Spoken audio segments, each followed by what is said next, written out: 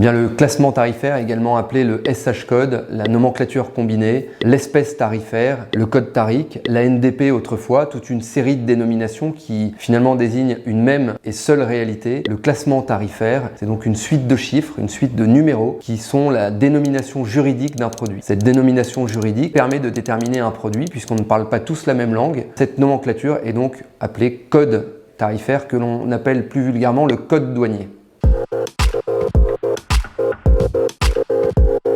Eh bien, le code douanier permet de déterminer le taux de droit de douane applicable. Comme vous le savez, le droit douanier ne laisse rien au hasard. Ce taux de droit de douane, il est fixé de manière politique, puisqu'on décide, et c'est bien connu, de taxer ce que l'on produit nous-mêmes. Dit autrement, on protège les industriels locaux. C'est le phénomène du protectionnisme que l'on connaît depuis Saint Matthieu, le saint patron des collecteurs d'impôts, comme chacun le sait.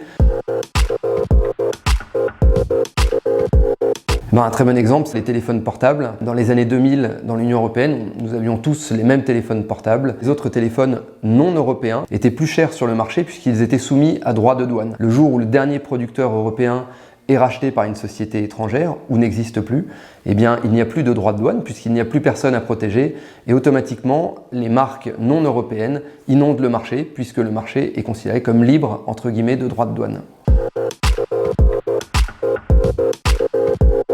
Eh bien absolument, le code douanier c'est une stratégie financière. Le code douanier, je dirais que c'est l'arme stratégique des gouvernants d'entreprise dans la mesure où un code douanier détermine ou non un niveau de taxation et donc un niveau de marge.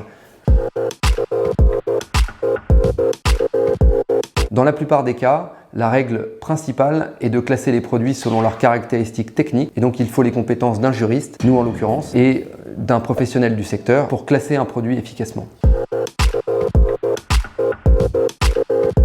Les codes douaniers, il faut évidemment les sécuriser et éventuellement chercher à optimiser cet aspect-là. La sécurisation passe éventuellement par la demande d'un rescrit auprès de l'administration des douanes, mais également par une analyse de risque, à savoir si vous utilisez le bon code douanier et donc le bon niveau de taxation. L'optimisation, ça peut être solliciter une suspension tarifaire. Il n'y a plus de producteurs européens à protéger, donc il n'y a plus de raison d'avoir de droits de douane et donc on sollicite ces suspensions tarifaires. Ça peut être également un regroupement tarifaire. Ça peut être encore et toujours une analyse de risque qu'on effectue ensemble. Vous n'êtes pas seul. Venez nous voir une fois de plus et rappelez-vous, bien évidemment, comme le disait le général de Gaulle, prenez invariablement la position la plus élevée, c'est généralement celle qui est la moins encombrée, où il disait encore « Vive la France !»